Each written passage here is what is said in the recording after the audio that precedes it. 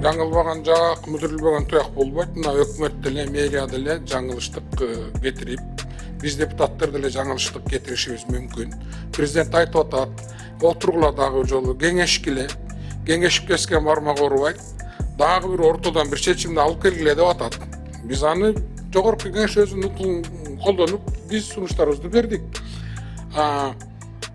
Бир мени өкүндүргөн жери, эмне үчүн ушу биринчи окуудан өттү, 6 ай карадык, 7 ай карадык, экинчи окуудан өттү, үчүнчү окуудан өттү, ушул окуулар өтүп атканда, алып келип аткан министрлик муну жакшы караган эмессиңер.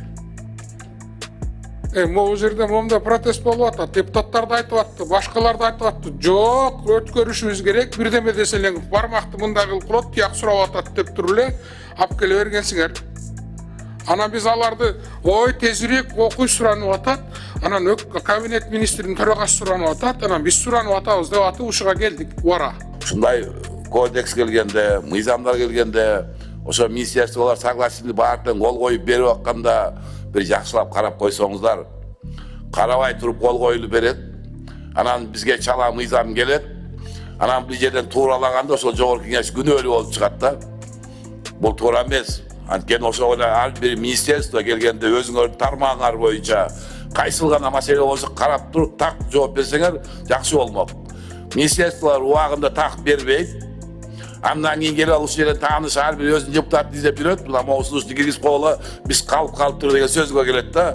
Анан бул жерден биз жаман көрүнүп калат экенбиз. Ошон үчүн сураныч, урматтуу өкмөттүн мүчөлөрү, ошо ар бир мыйзамды, болсо кодексти киргизип атканда жакшылап карап чыгып, өзүңөрдүн сунушуңарды берип тактап алып туруп, мыйзам бузбаганда элге, мамлекетке так иштегенде кылып берсеңер, бизге жакшы болот эле.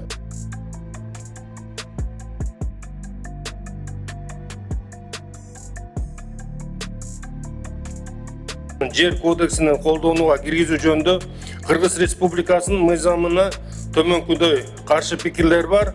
Биринчиси бул кабыл алынган мыйзамдын 4-чү беренесинин 1-чи бөлүгүнө ылайык чарба жүргүзүү жана ыкчам башкаруу укугуна негизделген мамлекеттик жана коммуналдык ишканалар, бирок эми расмий тилинде муниципалдык ишканалар деп аныкталып калган, жер участокторун акысыз түрдө мөөнөтсүз пайдаланууга алган коомдук бирикмелер, фонддор жана диний уюмдар алар жоюлган учурда жер участокторун мамлекеттик мүлктү башкаруу чөйрөсүндөгү ыйгарым укуктуу органга өткөрүп беришет деп белгиленген.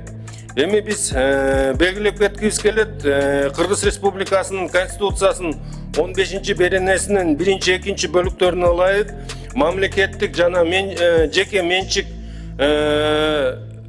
менчиктен сырткары муниципалдык менчик деп да аныкталган болчу. Ошондуктан биздин кыскача айтканда сунушубуз бул норманы өзгөртүп, ошол муниципалдык менчикте болгон жерлер, эгер ишканалар жоюлган болсо, фонддор жоюлган болсо, уюмдар жоюлган болсо, ушу муниципалдык менчикте эле калсын деген сунуштаманы берип атабыз.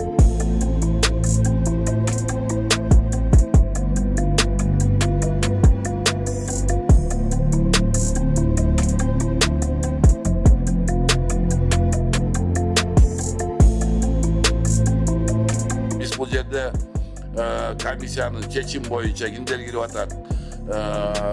Таштанбек Акбөкөн Дүкөнүч, Нурбаев Жалалдин Паясидинович, Кыргызстан жол кеңеш депутаты, Түлендибаев биздин коллегабыз, Кыргызстан жол кеңешинин депутаты, Абытов Кыргызстан президенти жана министрликтин Кыргызстан жол кеңешинин туруктуу өкүлү, Матов Кыргызстан башкы прокурорунун 1-чи орун басары, Айбек Жашбек Жунушай Бишкек шаарынын мэри, биз 30 күндөн кем эмес, календардык күндөн эмес бул маселени карап чыгып, андан кийин жогорку кеңештин жыйынына алып чыгышыбыз керек. Ушул комиссияны мен анда чечимди добушка кое берейин, урматтуу депутаттар. Анда добуш коем, добуш берип койсоңуздар. Макул, каршы жок. Рахмат. Мы сегодня собрались по поводу принятия нового земельного кодекса, который включает в себя,